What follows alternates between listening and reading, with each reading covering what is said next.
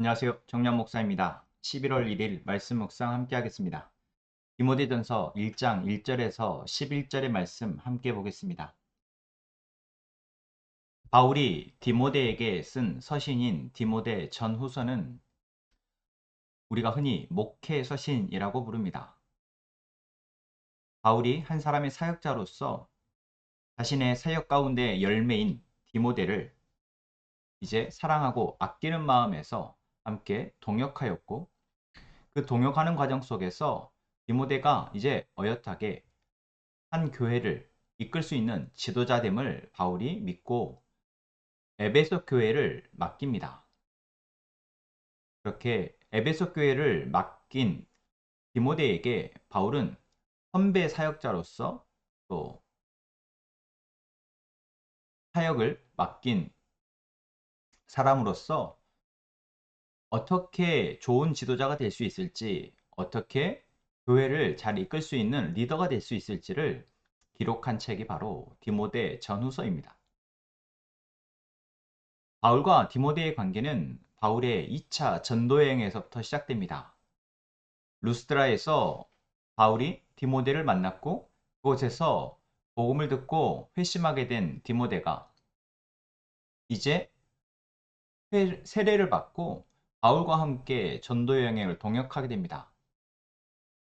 이곳저곳에서 바울이 전하는 복음을 옆에서 함께 듣고, 또한 그 복음으로 교회가 세워지는 것을 보고 그 교회를 신방하며 세우는 바울의 사역을 옆에서 지켜보면서 디모데는 한 사람의 그리스도인으로서, 또한 이제 양육자로서, 교회의 리더로서 조금씩 자라게 되었습니다. 그리고 3차 전도여행에서 바울이 디모데와 함께 에베소에서 3년의 시간 동안 머물면서 그 에베소 성도들을 목양하는 것을 옆에서 직접 보고, 이제 바울은 마게도냐로 가게 되면서 이 에베소 성도들을 디모데에게 맡기는 것이죠. 그렇게 마게도냐에서 바울이 디모데에게 보낸 편지가 바로 이 디모데 전서입니다.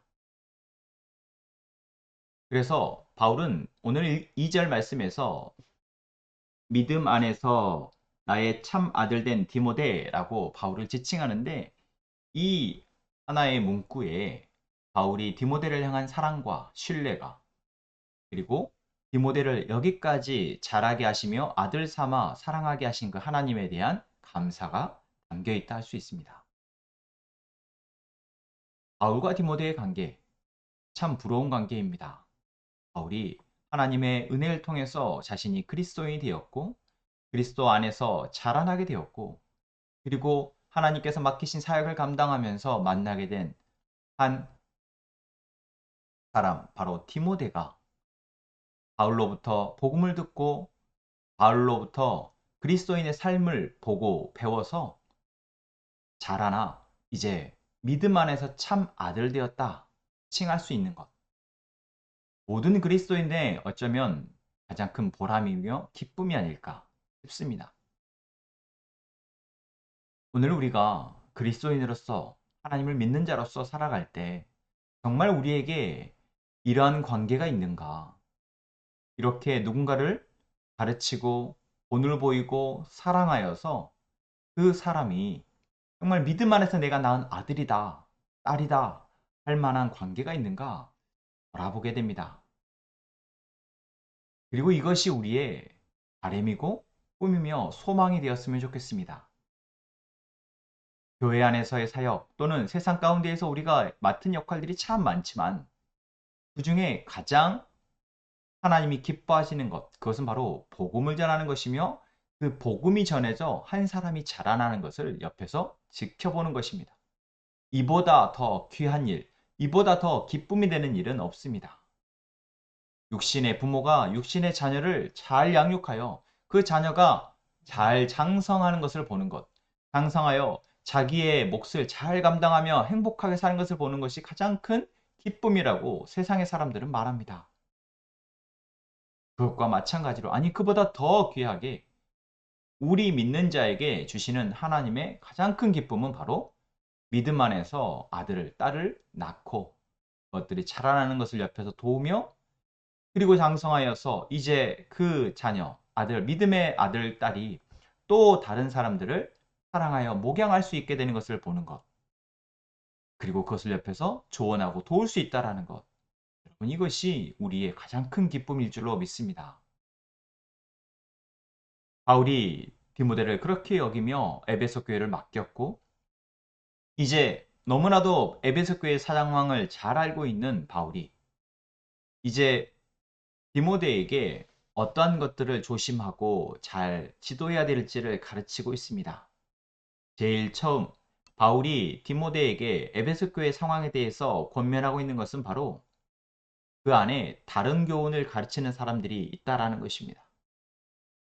바울이 3년이나 에베소 교회 안에서 복음을 가르쳤고 그 안에서 교회를 세워왔음에도 불구하고 그 3년이라는 시간을 통해서는 그들 안에 이미 익숙해져 있는 생각과 사고와 습관들을 모조리 전부 변화시키고 바꿀 수는 없었음을 우리는 알게 됩니다. 바울이 디모데에게 남겨진 에베소 교회 성도들과 디모데에게 권면하는 것, 그것은 공동체 안에, 교회 공동체 안에 올바른 교훈이 바로 세워야 한다라는 것이죠. 그것을 방해하는 것, 그것은 바로 다른 교훈이며 그 다른 교훈이 옳다고 여기는 사람들이 교회 안에 있고 그들을 잘 지도하는 것, 그들에게 바른 교훈을 가르치고 하나님의 바른 말씀을 가르쳐서 그들로 하여금 이제 교회를 든든히 세우는 역할을 감당할 수 있도록 돕는 것, 그것이 디모데에게 맡겨진 정말 중요한 사역인 것입니다. 바른 교훈이라면 무엇일까요? 4절 말씀에 신하와 끝없는 족보를 중요하게 생각했던 것입니다. 유대인들이 자신들 안에 이미 익숙해져 있는 종교적 전통 안에서 이것은 이렇다, 이렇게 하나님이 기뻐하신다 라고 생각하는 것들, 그리고 율법에 얽매여서 신앙을 재단하는 것들, 이러한 것들이 있었고 그것이 익숙한 사람들이 교회 안에서 이래라 저래라 이것이 옳다 저것이 옳다 가르치려 하고 있었기 때문에 바울은 디모데에게 그들을 잘 다스리라 말하고 있는 것입니다. 이러한 다른 교훈, 신화와 끝없는 족보에 몰두하는 것, 또한 율법주의는 믿음 안에 있는 하나님의 경륜, 하나님의 계획을 이루는 것보다 오히려 다툼을 내게 됩니다. 서로 네가 올래 내가 올래 하는 다툼을 내게 되는 것이죠. 정말 하나님의 복음은, 하나님의 진리의 말씀은 무엇을 위함입니까? 바로 청결한 마음과 선한 양심과 또한 거짓 없는 믿음에서 우러나오는 사랑을 불러일으키는 것입니다. 깨끗한 마음, 선한 양심, 거짓 없는 믿음에서 우러나오는 사랑. 이것이 바로 말씀이 올바로 전해지면 우리 안에 나타나는 열매인 것이죠. 말씀을 듣고 우리는 우리의 마음이 깨끗해짐을 알게 됩니다. 우리의 마음이 선함과 악한 것을 구분할 수 있는 양심에 회복되는 것을 느끼게 됩니다. 또한 사랑을 행함에 있어서 거짓되지 아니하고 진실하게 사랑하게 됩니다. 이렇지 못하다면 이러한 모습으로 나아가는데 가르침이 이르지 못한다면 그 가르침은 정말 올바른 성경적 가르침인지 우리는 의심해보고 점검해봐야 하는 것이죠. 오늘 바울이 디모데에게 권면하는 이 권면이 오늘 우리 교회에 속해 있는 우리에게 하는 권면입니다. 우리는 정말 올바른 교훈 안에 머물고 있는가? 그 교훈을 듣고 그 교훈을 통해서 우리의 삶을 살아가고 있는가? 하나님께서 오늘 우리에게 주시는 이 말씀을 통해서 우리가 믿음 안에서 잘 자라나고 있는 아들, 딸인지 또한 믿음 안에서 아들, 딸을 양육하는 자로서 우리가 마음을 품고 기도하며 나아가고 있는지 또한 그것을 위해서 하나님께서 우리에게 주신 하나님의 말씀이 올바른 교훈이 되어 우리가 그 교훈을 통해서 자라나고 있는지 기도함을 통해서 우리가 물었으면 좋겠습니다. 그리고 그 말씀을 통해서 우리가 기도함을 통해서 이제 올바로 잘 자라가는 저희가 되기를 소망합니다. 기도하겠습니다. 하나님, 오늘 우리는 디모데전서 말씀을 통해서 바울의 마음을 봅니다. 바울과 디모데의 관계를 봅니다. 그 안에서 역사하셨을 하나님을 봅니다. 하나님, 우리가 바울과 같이 디모데와 같이 하나님의 은혜 아래서 잘 자라게 하여 주옵소서. 하나님의 은혜를 통해서 하나님의 말씀을 통해서 하나님과의 관계를 통해서 잘 자라 이제 장성하여 또 다른 사람을 사랑하고 양육하는 그러한 사람 되게 하여 주옵소서. 그것을 위해서 우리 교회 공동체 안에서 말씀을 잘 듣고 분별하여 자라가는 저희가 되게 하여 주옵소서. 예수님의 이름으로 기도합니다.